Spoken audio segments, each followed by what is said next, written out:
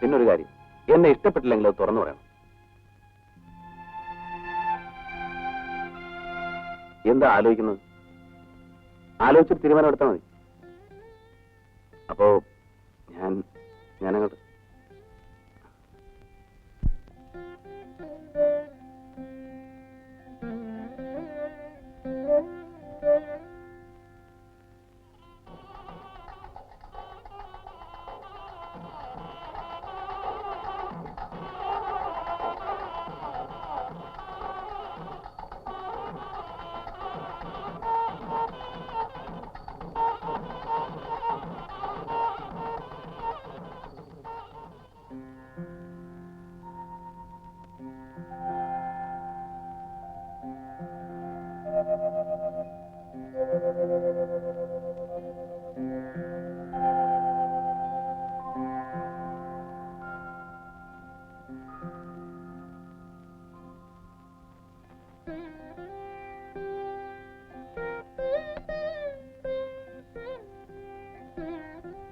എന്തുകൊണ്ട് വല്ലാതിരിക്കുന്നേ? ഒന്നുമില്ല. അല്ല, എന്തോ ഉണ്ട്. എന്തുണ്ടെങ്കിലും എന്നോട് തുറന്നു പറയും.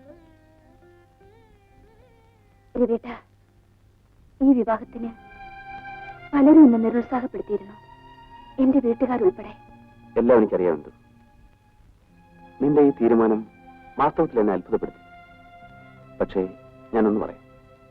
ആളുകൾ പറയുന്നത് പോലെ എനിക്കിനി ഒരിക്കലും പഴയ രവിയാവാൻ കഴിയില്ല. എന്നെ വിശ്വസിക്കും. ഈ ഒരു വിശ്വാസം മാത്രം മതി എനിക്ക്. അതിന് ചെറിയൊരു ഓർമ്മയേറ്റാൽ പോലും എനിക്ക് സഹിക്കാൻ കഴിയില്ല രവിയേട്ട. ഇല്ല എന്തു, ഇന്നു മുതൽ മരണം വരെ നിനക്കെന്ന് വിശ്വസിക്കാം.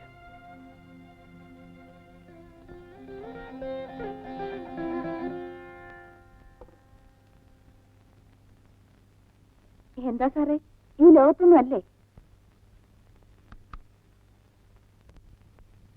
ഞാൻ നമ്മുടെ ഫസ്റ്റ് നൈറ്റിനെ കുറിച്ച് ആലോചിക്കായിരുന്നു. ഇതായി പാല് കുടിക്കൂ. പിന്നെ പാല് വേറെ ജോലിയൊന്നുമില്ലേ? നീ വന്നേ. രവിയേട്ട